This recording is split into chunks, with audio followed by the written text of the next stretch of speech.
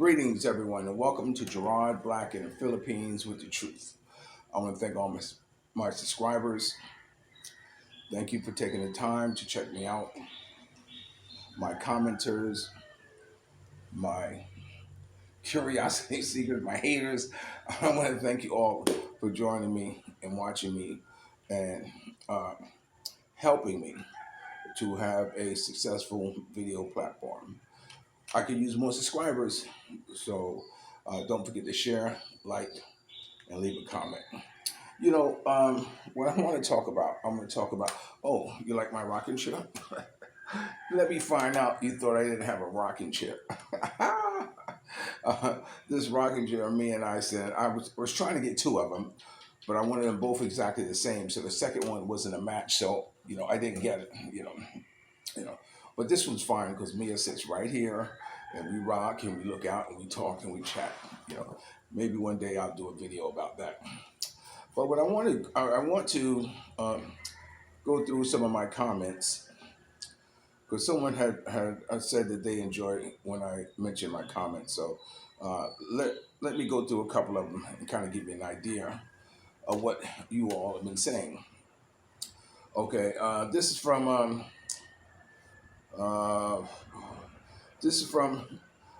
Chocolate Man Mike.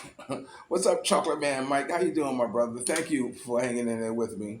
He says, great content as always, Uncle G. Keep the coming. Have a prosperous day. Thanks a lot, my brother, and you too as well. And I want to remind you, I had a nice video chat with someone not too long ago who was one of my commenters. One of these days I'm gonna learn how to do the Zoom thing and maybe have a Zoom call in and be able to post that. I really like to be able to do that, but until that time comes. Um, and my comment was, thanks, my brother. I try to call it as I see it. I know I march to a beat of a different drum, but my beat is jamming. So, in essence, to say, I may not think like everybody else does, or maybe do things as everybody else does, but how I do it, it works for me. Okay. Let me go to another one, and that was a reply to Good Times and Foreign Prejudice and Housekeeper. Oh, speaking of housekeepers, my housekeepers are no longer with us anymore. It's funny when I post a comment that says everybody wants a job but nobody wants to work. You know, um, you know, and like I said, these a couple of housekeepers have been with me for a while before in the past, but for some reason, you know, it's not a good place for someone else to be when they think they have you over a barrel. When they can dictate the terms of what it is that you are offering, for them to do, almost like they are indispensable. And, let the truth be known, you're not indispensable, darling.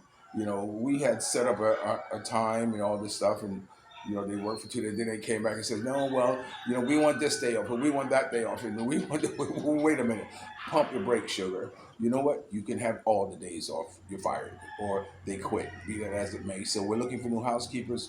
So if someone's out there, give us a shout out. This next comment is from the video where, if it comes through, I don't know if it's going to come through. It's about Sunshine Shoulders dodges the bullet, and I can't see the rest of it. For some reason, the internet's slow here all of a sudden.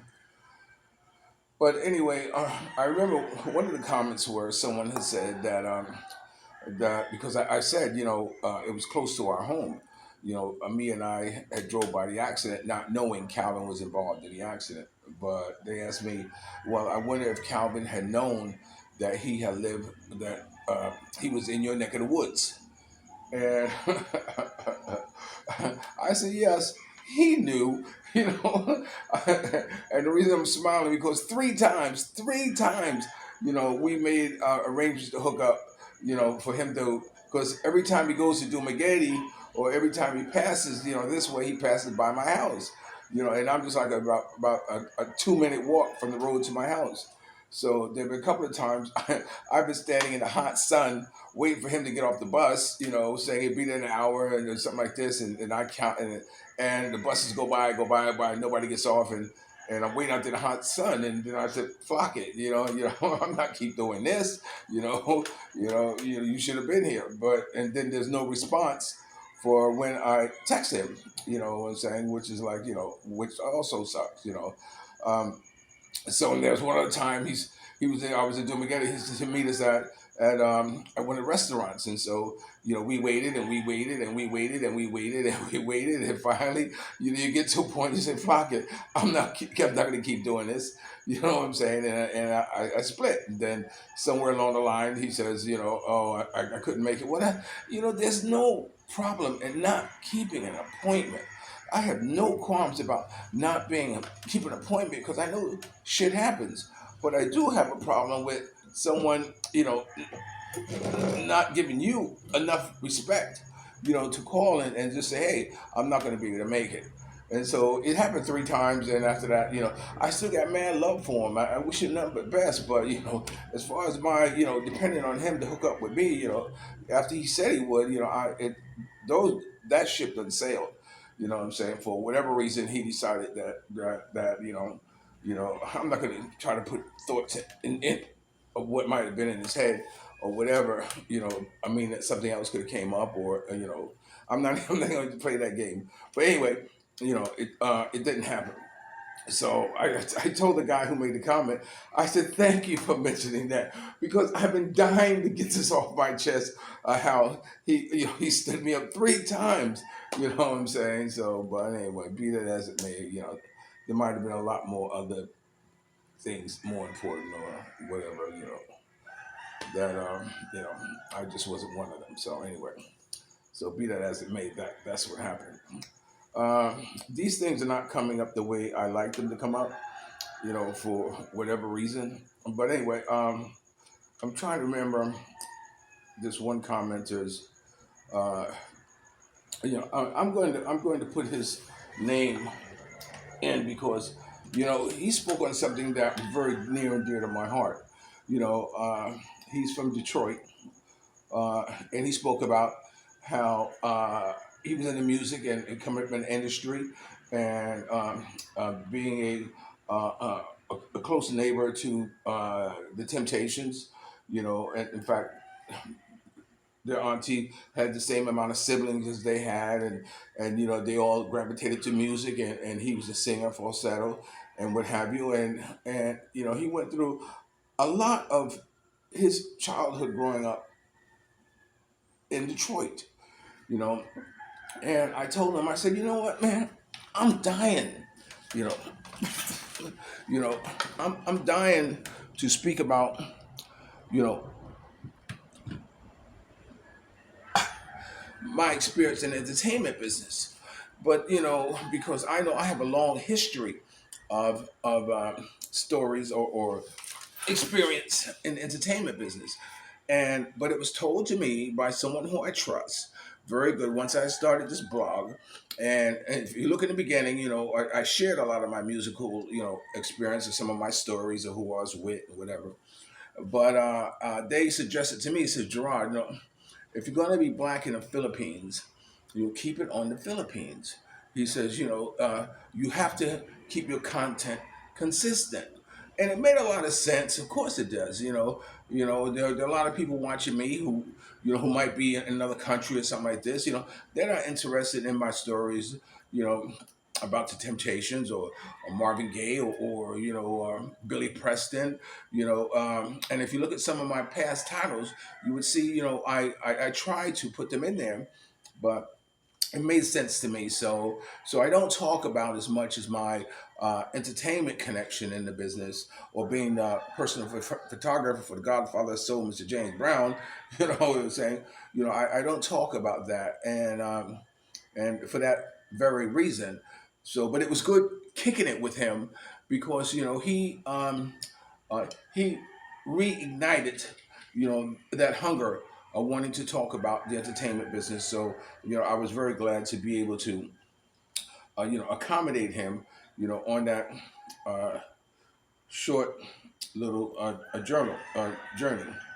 But anyway, my phone came up again. So this is a comment from, what video is this? Okay, this comment says, kudos, Gerard. Thanks a million for acknowledging and reading your fans' comments. We really truly love your channel, bro. As for as you as we uh, as we're concerned, you're the as far as we're concerned, you're the best out there. I really like that. I like how that sounds. Anyone can see you come straight from the heart, my man. This is Joey B again from Detroit City, Motown. I grew up with David Ruffin and cousins and the older sisters and the family. Yeah. Okay. I already went through that, Joey B. So I'm not gonna go through it again. But thank you for you and I probably being the last generations to see all five original Temptations perform. Okay. So. Um, that was his comment, and of course, you know that um, you can go anytime to my channel and look at all the other comments. This someone Sir Sonic, he wrote, "My grandfather would be excited to see any woman, LOL, especially how you did it, LOL, RIP." So anyway, he's commenting on the thing that I was talking about, girls. How old men always perk up whenever they see girls, and he's acknowledging. He says even his grandfather, he didn't mention how old he was, but whenever he sees a girl, he perks up. And it is something that men are always going to have in have inside them, that longing for the beauty, the touch, the smile of a woman. And I replied to him, I said, we all will be there when we get to that age when the body isn't working. That is when a woman is more important to have around than ever. He may not even be able to speak, his eyes and his smile would say it all, man, love. And that's how I feel. I always tell somebody, if I'm in the hospital, and I'm on the flight ward, as they say, the flight ward, and I'm laying in and the nurse, someone's trying to feed me mush. I want at least one girl, hopefully it'd be a Mia, to say, "Move, I know what he want. Here, Gerard, put that titty in my mouth." No matter what kind of reaction, you better believe in my mind, I'm saying, "Thank you, Jesus." This is what I want. But that was the reply to that comment. Let me see if I can do maybe another one uh, uh, before I stop this thing. This is the one. Uh, who's this from? This is from K Dallas. This was 3 days ago, and I'm sorry for taking so long to reply to it. I think I did reply to it. Sometimes I reply to these things and they don't show up, but he says some people think they're more superior than others. People sometimes don't understand that they don't have the same experience, And I replied to him, I agree with you. My next video and so, man, love. I spoke about it in the next video. But anyway, I'm gonna stop right there because it's between. This is the first time I might trying to do this on this phone, read them and whatever. It's different than I'm sitting at the computer, so everything's a little slower and what have you. But outside of that, things are going good. We have finally getting them to fix the water, because we have a water problem. Our water bill went up to like 800, pesos a month, and it was funny. We have this guy, my landlord sent over this worker, and he comes over and he does a little work, And then he says, I have to go get a part. I said, okay. Now, well, we have places right we get a part, but he has to go back in the Dumagetti. Okay, so he goes back in the Dumagetti. Of course, we don't see him till the next day. And so the next day he comes and he goes to the bathroom and says, oh, I gotta go get another clamp. I'm missing a clamp. And has to go back into Spaghetti. We don't see him for another day. And then he comes back and me and I are just laughing, Me and I are just laughing, each time helping him out with transportation, which is fine. But it's just funny how how his work ethics are. Finally he finished it, but now it's leaking, so he has to come back again and finish it because we got a couple of leaks. But anyway, so that's an exciting thing of what was happening. Yesterday we went somewhere. I can't remember where. Oh yeah, we went down to San Jose. Mia has decided, or we have decided, or I have decided to start walking the puppies on leashes because we're going to start selling them soon. They have one more shot and what have you. So we took them into Dumagetti, into San Jose, and ride them on the scooter. So that's what Mia's joy is. It wants to be on a scooter holding a puppy. We're just gonna be because whenever we're riding, we always see people with puppies, right? Girls riding with puppies. So we always point out how cute it is, like this. So Mia gets to do that now. She gets to ride holding her puppy. You know what I'm saying? And it's fun. I have this one male puppy. I named him Stagecoach. And don't ask me why. I'm in the Cowboys or something like this. That's the thing that came into my mind, Stagecoach. So he's the biggest male shepherd. And I'm thinking about neutering him and keeping him as a guard dog, because he's going to be big.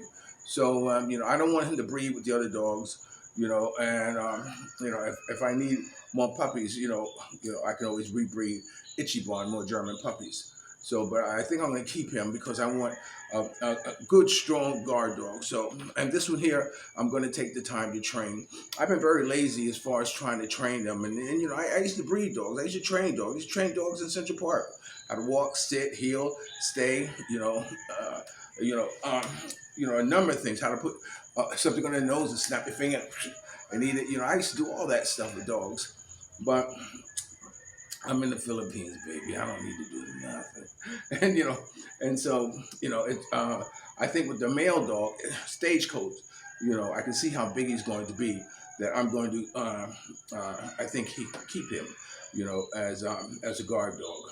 Okay, so I think that's about enough. I can throw out there to you for right now. Again, thank you for stopping by my channel. And again, if those of you who want to kick it or whatever, man, hit me up, man. Let's do a video chat, man. I had a long talk with a brother the other day who's planning on coming to the Philippines. In fact, he's in Portland, Oregon. And he's planning on coming, and he's got his list of Filipino girls already lined up on the internet. And I'm saying, good, good, good. And, I tell him, look, man, just come. Just come. He's landing in Cebu. Cebu, I think, is one of the best places that if you're coming to the Philippines for the first time to land into, stay away from Manila. I mean, I'm not, Manila is a metropolitan tourist type of, really, it could be an inner city type of thing like that. But, from the parts that I've seen of it, but it's not something that I can see myself living in because I like wide open space. Not that I'm saying there's not none in Manila, but as far as landing there for the first time, I think Cebu land was the place to come. Now, I know you're going to get a cultural shock when you fly into the airport and you get in the cab and start driving to your hotel or whatever. You're going. I was like, damn, where the flock are they taking me? Look at these places. Look at the buildings, the people. Like this. I thought he was going to kidnap me. That's what I was thinking because the streets got real narrow for a while, and then there's people standing on the corner, and and I pulled my weapon out of my bag. When I first came to the Philippines, let me tell you, I used to walk with 2 weapons on me. 2, you know what I'm saying? Because I'm in a strange place. I'm going to have a fighting chance. So until I got comfortable with the Philippines, until I got comfortable with the people, until I got comfortable with my environment, my surroundings, then I stopped carrying a weapon because it was a lot of my stereotype thoughts that were in my head, that was I was being navigated by. It's like when I came to the Philippines, I saw them all wear these masks and all this stuff, and like this, and I'm thinking, God damn, they're all terrorists. I used to think they're all terrorists because they're wearing these masks. In my first video, I tried putting one on, but you know, but then come to find out, no, they're not all terrorists. No, they're not all trying to hide their identity. It's just that they're trying to protect themselves from the sun.